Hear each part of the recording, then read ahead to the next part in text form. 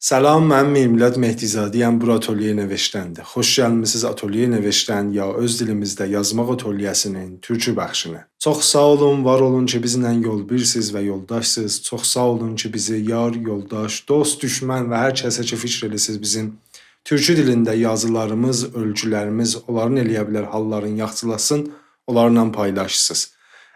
Bu bölüm, bu qismət Aydın Dağtəkin bərxilaf həmişə gedibdi bir mahnının öz ölçüsünün sorağına və o mahnı ki bizim hamımızın Təbrizdə ondan xatirəmiz var, ondan yaşamışıq, böyümüşük. Onun öz ölçüsün bizə rivayət eləyibdi. Qaragilə ki, indi mən deyəndə fikr eləm, siz də başladınız oxumağa. Mənim kimin Təbrizin küçələrin o əziz mahnının, əziz Təbriz mahnısının xatirəsin, rivayətin və ölçüsün bizə yazıb və oxuyacaqdır. Gedək.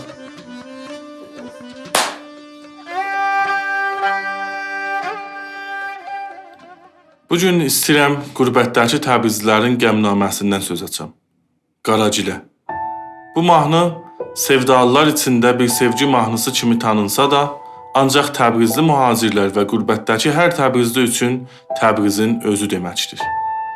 Təbrizin küçələri dolan və dolan Qaragiləm deyiləndə əlbət bir nisgil yaranır Təbriz məzunlarında. Ümumiyyətlə bütün Təbrizlilər ən azı bu mahnının 3-4 misrasını əzbər bilirlər və vaxtlı-vaxtsız hər dəm dildə zəmzəm edərlər. Qızıl gül əsdi, səbrimi kəsdi. Sil gözün yaşın Qaragiləm, ağlama bəsdir.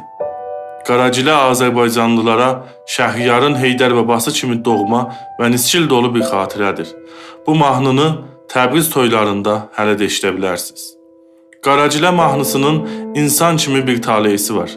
Mahnının sözləri, hissləri, müxtəlif variantları və xüsusilə Qaragilə xitabı ilə bağlı çoxlu fikirlər vardır.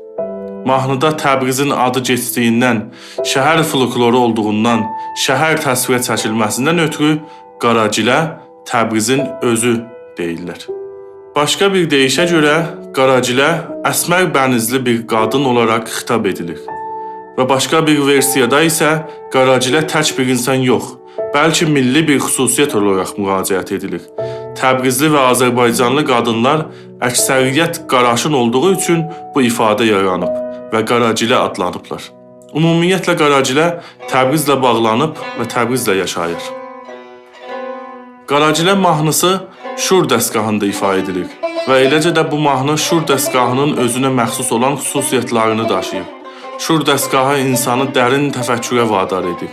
Ürəkdə qəm, qüssəni tədayi edən şur, həm də sanki o qəmin dərmanı da məndədir deyir.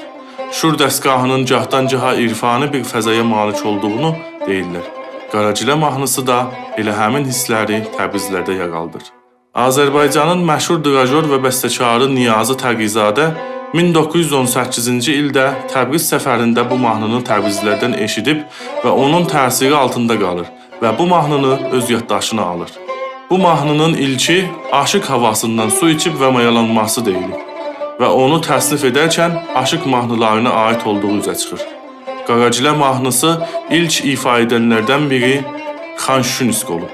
Sonralar bu mahnını Qədir Rüstəmov, Fatma Mehrəliyeva, Akif İslamzadə, Səxavət Məmmədov və Alim Qasımov kimi böyük sənətkarlar səsləndirmişdir. 1940-cı ildə qadın xanəndələrdə ilk olaraq Rübabə Muradova çox dərin və mənalı bir şəkildə Qaragiləni klassik formada səsləndirir. Qaragilə ilə eyni taleyi yaşayan Rübabə Muradova bu mahnıdan sonra Qaragilə ləqəbinə sahib olur. Rübabə xanım Təbrizdən, Ərdəbildən, öz vətənindən ayrı düşdüyü üçün bu mahnının bənd nələr dediyini çox gözəl başa düşürdü və bu səbəbdəndir ki, Qaragilə Rübabə xanımın ifasında əbədi yaşayıb və yaşayacaqdır. İllər sonra həmin mahnını klassik formada Flora xanım üçün təklif ediləndə Flora xanım qəribə bir cavab verir. Mən Rübabə xanımdan sonra Qaragiləni oxumaram. Rübabə xanım Qaragilə oxuyanda göz yaşlarına hakim ola bilməzmiş. Böyük Niyazi həmin mahnının təsiratında qalaraq 1968-ci ildə Qaragiləni simfoni olaraq yazıb hazırlayır və böyük orkestr üçün tənzim edib. Niyazi Qaragiləni əvəzsiz müğənni Şövkət xanım üçün təqdim edib və Qaragilə simfonik bir əsər kimi Şövkət xanımın səsində ifa edilir. O ifadan sonra həmin mahnı bir daha can tapıb və günümüzə qədər gəlir. Qaragilə mahnı sözləri 19 bəndidə yazılıb və hər bəndi 2 ayrı hissəyə ayrılır. Əvvəl bəndidə səslər uzun və ikinci bəndidə səslər qısadır. Nəğmənin ritmi Təbriz ləhcəsi ilə düz gəlir və 19 bəndin bir çox yerində Təbriz nişanələri var. Gülüstan bağı, Çıraqqaz, Vərşo xiyabanı və Qələmdan kimi sözlərdən başa düşmək olur ki, Qaragilə Təbrizdə yaranıb. Qaragilə mahnı sözləri ilk olaraq 2-ci Dünya müharibəsindən sonra Təbrizdə İntişarat-ı Çəmən-Ara tərəfindən Azərbaycan təsnifləri adında nəşr edilir. Sonralar Pərviz Pərvizi Bakı və Qəfqaz təsnifləri adlı 95 səhifəli kitabında bu mahnı sözlərini çap edib. Və 2001-ci ildə məşhur jurnalist Rafael Hüseynov Millətin Zərrəsi adlı kitabında Azərbaycan Yazıçılar Birliyinin qüdrətli üzvü Balaş Azaroğludan məlumat alaraq Bakıda Azərnəşr tərəfindən çapa yetirmişdir. Bakıdakı mühacir təbrizlilərin qəmnaməsinə dönüşən Qaragilə onları qürbətdə həm ağladıb, həm güldürən bir nəğməyə dönüb və onun mətnində hər kəs öz məhəlləsinin adını və yaxud başqa bir xatirəsini qalıçılar qalıya ilmək salan kimi nəğməyə ilmək salıb və oxuyublar. İndi isə sizi Qaragilə mahnısına qonaq etmək istəyirik. Təbrizin küçələrin dolan, Qaragiləm dolan.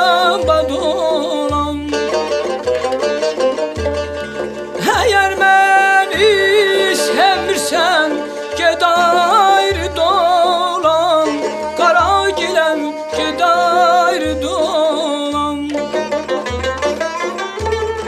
Nə mənə qız qəhətdir, nə sənə oğlan, Qaragilə nə sənə